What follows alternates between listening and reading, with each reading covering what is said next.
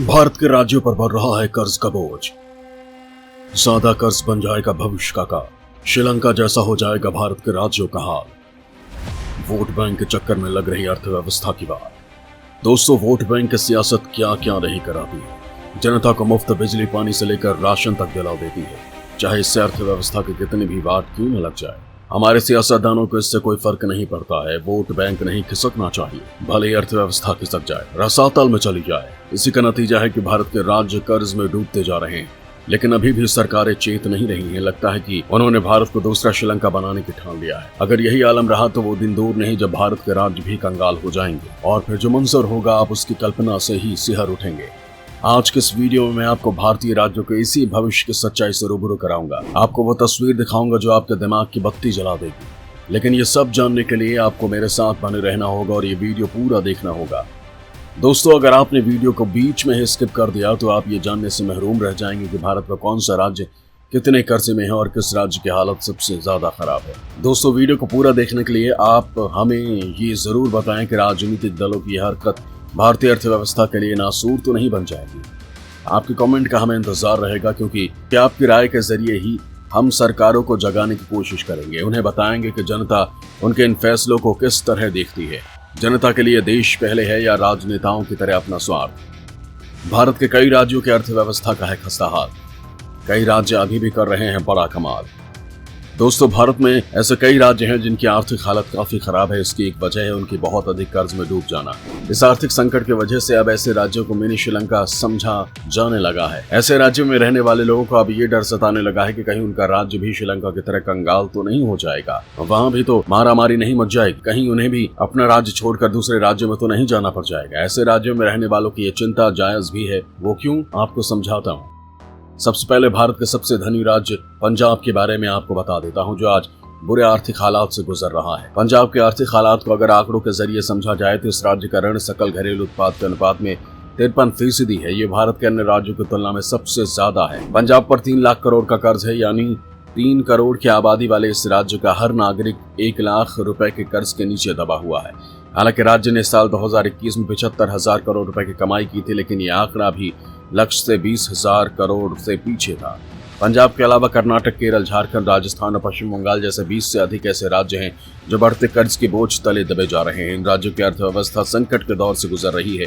दोस्तों, ऐसे राज्यों की हालत को देखते हुए नरेंद्र मोदी सरकार ने 2016 में एनके सिंह की अध्यक्षता में राजकोषीय उत्तरदायित्व और बजट प्रबंधन अधिनियम की समीक्षा करने के लिए एक समिति का गठन किया था। समिति ने 2017 में अपनी रिपोर्ट पेश की थी, जिसमें उसने सिफारिश की थी कि राज्यों के सकल घरेलू उत्पाद का संयुक्त ऋण 2023 तक 20% से अधिक नहीं होना चाहिए। लेकिन रिजर्व बैंक ऑफ इंडिया की एक ताज़ा रिपोर्ट के अनुसार राज्यों का संयुक्त ऋण जीडीपी अनुपात में मार्च 2022 के अंत तक 31% तक था, जो 2022-23 तक हासिल किए जाने वाले 20% के लक्ष्य से चिंताजनक रूप से अधिक है। 15वें वित्त आयोग के अनुमान के मुताबिक 2022-23 में ऋण जीडीपी अनुपात 33.3% पर होगा और उसके बाद 2025-26 तक धीरे धीरे गिरकर 32.5% तक पहुंच जाएगा। आरबीआई की रिपोर्ट के मुताबिक जम्मू कश्मीर की कुल बाकायदा देनदारियां सबसे अधिक यानी 56.6% है, जबकि पंजाब 53.3% के साथ दूसरे स्थान पर है। केवल गुजरात और महाराष्ट्र 2 बड़े भारतीय राज्य हैं जो 20% के लक्ष्य के करीब हैं। दोस्तों, महाराष्ट्र के जीडीपी की बात करें तो साल 2021 में इसकी जीडीपी 32.24 लाख करोड़ रुपए यानी 430 अरब डॉलर थी, जो पाकिस्तान के 310 अरब डॉलर की जीडीपी से कहीं अधिक है। महाराष्ट्र की अर्थव्यवस्था भारत के सभी राज्यों में सबसे बड़ी है। वहीं दूसरे नंबर पर है तमिलनाडु, जिसकी जीडीपी श्रीलंका से 3 गुना ज्यादा है। महाराष्ट्र, गुजरात, उत्तर प्रदेश और तमिलनाडु जैसे भारतीय राज्य अगर अलग देश होते तो उनका सकल घरेलू उत्पाद दुनिया के कई देशों से ज्यादा होता। दोस्तों, राज्यों पर आए इस आर्थिक संकट के कुछ कारण भी हैं। आर्थिक संकट के हैं कई कारण। महामारी और सब्सिडी बन गई है घाव। दोस्तों, अर्थशास्त्रियों के मुताबिक साल 2019-20 की आर्थिक मंदी ने राज्यों के राजस्व को खासा प्रभावित किया है। खासकर कोरोना काल में अर्थव्यवस्था पूरी तरह चरमरा गई है। बहुत सारे उद्योग या तो बंद हो गए हैं या बहुत ज्यादा घाटे में चले गए। जो उद्योग चल भी रहे हैं उन पर भी काफी कर्ज है। इसकी वजह से अधिक उधार लेने और साथ ही अपने खर्च में कटौती करने की जरूरत महसूस हुई। कोरोना के कारण ही स्वास्थ्य व्यवस्था पर सरकारों को ज्यादा खर्च करना पड़ रहा है, जिससे उनका खर्च बढ़ा है। राज्य बिजली वितरण कंपनियों की हालत भी किसी से छिपी नहीं है, जिसकी हालत सुधारने के लिए राज्य सरकारों को कर्ज लेना पड़ रहा है। इसके बाद भी सरकार अपने राजनीतिक लाभ के लिए मुफ्त की योजनाओं पर धन लौटाने से बाज नहीं आ रही है। कई राज्यों में हाल में चुनाव संपन्न हुए, वहां की सरकारों ने वोट पाने के लिए जनता से जो लोक लुभावने वादे किए थे उन्हें पूरा करने की बारी है, लिहाजा उनके ऊपर कर्ज बढ़ रहा है। कहीं पर बिजली पानी मुफ्त करने वाला किया गया तो कहीं पर शिक्षा के साथ किसानों का ऋण माफ करने के शगुफा छोड़ा गया।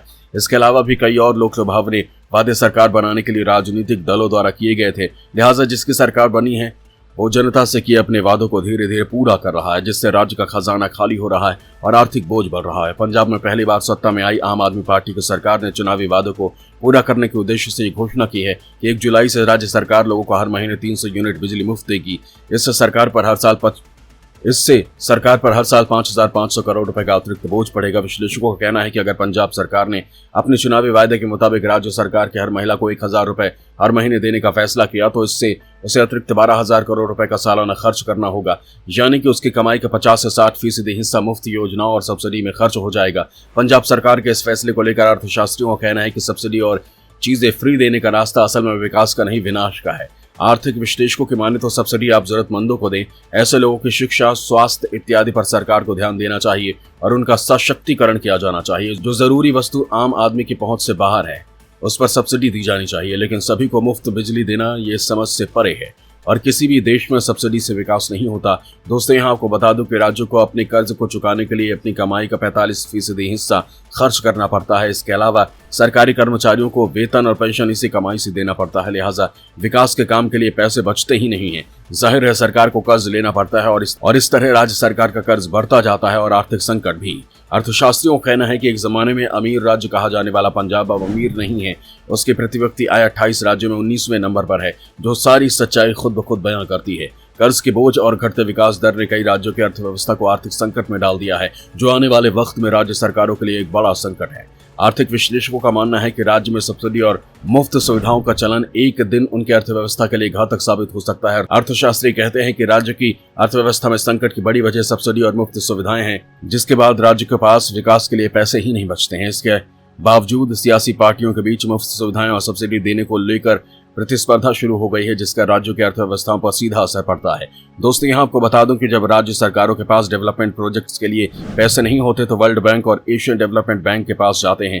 ताजा आंकड़ों के अनुसार वर्ल्ड बैंक भारत के कई राज्यों में मदद कर रहा है, जिसके मुताबिक 28 अरब डॉलर की मदद से 127 प्रोजेक्ट्स पर काम चल रहा है। दोस्तों, राज्यों पर छाए संकट को दूर कैसे किया जाए, इसे लेकर भी विश्लेषकों की अलग अलग राय है। राज्य पर कर्ज का बोझ कैसे होगा कम? केंद्र सरकार को करनी चाहिए बड़ी मदद। दोस्तों, आर्थिक विश्लेषकों का मानना है कि केंद्र सरकारों को राज्य सरकारों की और भी मदद करनी चाहिए। वित्तीय विकेंद्रीकरण की तरफ ध्यान देना चाहिए, जिससे राज्य सरकारों के राजस्व को मजबूत करने में मदद मिले।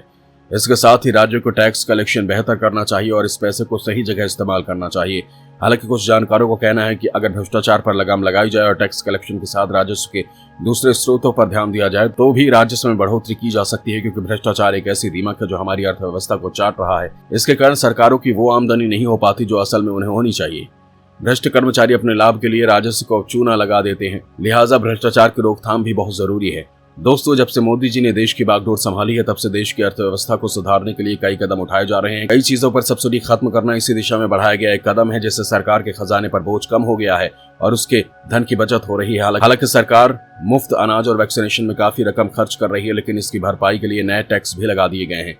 कहने का लबुलुआब यह है कि मोदी सरकार ने देश की अर्थव्यवस्था को मजबूत करने के लिए कदम बढ़ा दिए हैं, जिसका नतीजा हमारे सामने है। लिहाजा हमारी राज्य सरकारों को भी चाहिए कि वो अपना राजकोषीय घाटा कम करने के लिए कुछ सख्त कदम उठाएं और लोक लुभावने वादे से परहेज करें। जय हिंद, जय भारत।